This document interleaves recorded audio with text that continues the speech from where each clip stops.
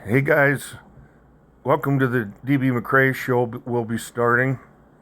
I'm your host, DB McCrae. We're not live, but if you're watching this, you're going to have to wait 24 hours, one full day from now. And, I don't want to talk about what's in the video. I mean, not right now. That'll be coming up shortly. I think we got a good show today. But before we get into the movie, I just wanted you guys to be the first to know that I'm going to be jumping on a bus about 8 o'clock tomorrow morning, and I'm going to be heading down. I told you I'm not here to mess around. That's a Gopher. Serious. You didn't think I'd go, but do you now? You never took me seriously. You don't have the time for me. I don't have the time to please you. I'll pack all your things away. You're welcome. But can't promise you to got me out of work. I'm leaving and I'm never coming back. Don't wanna deal with you, don't wanna feel for you. It's your loss. But can't promise you to got me out of work. I'm leaving. That's not me, by the way. Don't wanna deal with you, don't wanna feel for you. It's your loss. I never really liked the way you dressed. I guess I thought your style might grow on me. You're never really honest, made me guess. And now I want you far from close to me. Yes, it's official. I've lost it. This is me after losing it. What's this video going to be about? Well, it's going to be about failed cop logic. Failed cop logic. It's going to consist of some questions again, but there aren't going to be any supplied answers. You're going to have to come up with the answer on your own, and then we'll have a discussion. But remember, they're my questions. Start with a scenario prior to the question, so here we go. An officer's on patrol, and he puts his 8 hours in, and he heads back to the station. And as he's changing in the locker room, he gets approached by a patrol sergeant, and the patrol sergeant is not too happy. And he tells the officer, "It's my understanding that you didn't make any custodial arrests while you were out on patrol today." And he said, "Sarge, I was writing traffic tickets and answering calls, but no, I didn't make any actual arrests or custodial arrests." The sergeant looks at him and says, "Well, you ain't a very good cop, and you ain't doing your job." All right, I'm going to let you guys know right now, the question's tough and the answer's not easy. Even an officer's got a few years on. Unless I was able to put it in a crystal clear context, there's a good chance that they wouldn't know the answer. And even if I put it in crystal clear context, they might not know the answers. I did that on purpose, and I'm going to try to do that for the remainder of the questions, however many I'm going to have, because I don't know yet. I'll just kind of wing it here. Here's the context. The patrol sergeant said because the patrol officer hadn't made any custodial arrests, that he had an unsuccessful shift. But was that true? Or is there something that the patrol sergeant has apparently forgotten or overlooked that belies his years of service? Question number 1. Was the patrol supervisor right that the measure of success is primarily based upon the number of arrests made during any given shift? Yes or no? Continuing, what, if anything, is the patrol supervisor forgetting about the job of a police officer? Was he suffering from a case of failed cop logic? My answer, to help you along, is yes. Big time. Good luck, guys. Don't wanna deal with you, don't wanna feel for you. It's your loss. But can't promise you to got me out of work. I'll provide the answers at the end of the video. Question number 2. Agencies are notorious for cutting training budgets during austere times. Is this an example of failed cop logic? Yes or no? If yes, how so? Don't wanna deal with you, don't wanna feel for you. It's your loss. But can't promise you to got me out of work. Question number 3. Left unchecked, rude and unprofessional officers can actually make their communities less safe. How so? Agency administrators who condone such behavior suffer from a terminal case of failed cop logic.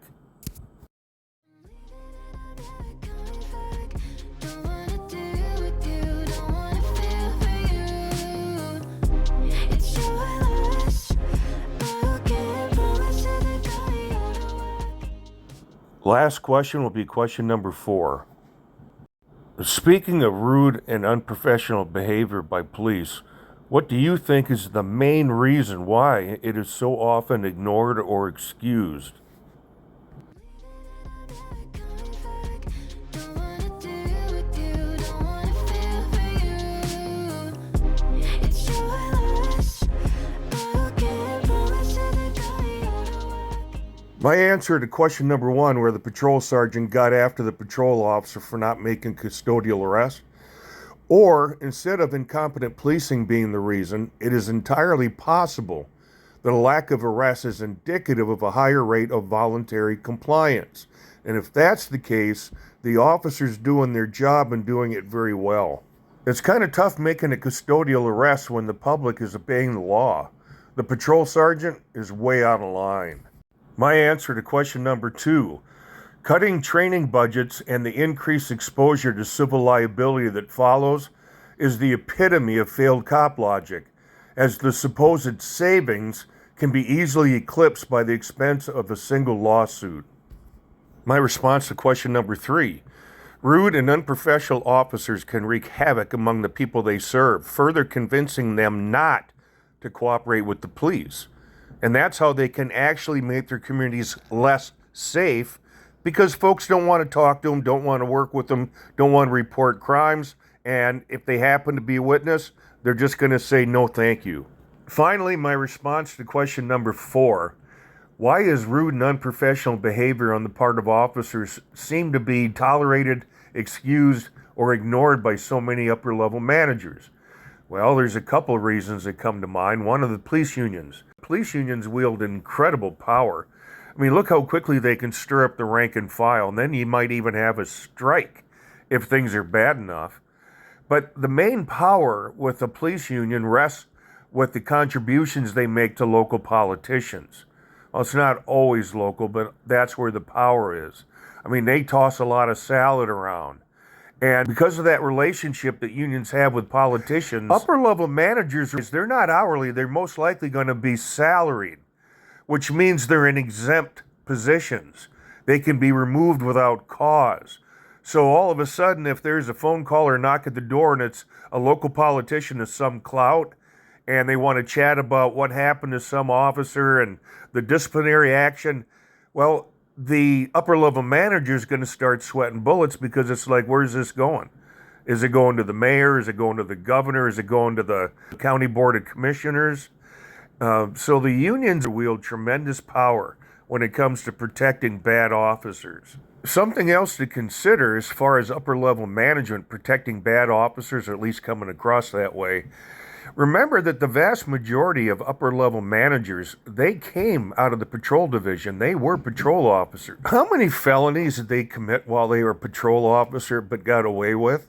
You see, all the co-workers know. I mean, every co-worker has a reputation amongst the rest. They know what the upper-level management did while they were a patrol officer, and sometimes it carries over to upper-level management, but it becomes a case of extortion or blackmail. It does happen that, oh yeah, remember when you boosted this from the store, or you took drugs off of this guy and sold them, and they know about this. And that is their ace in the hole.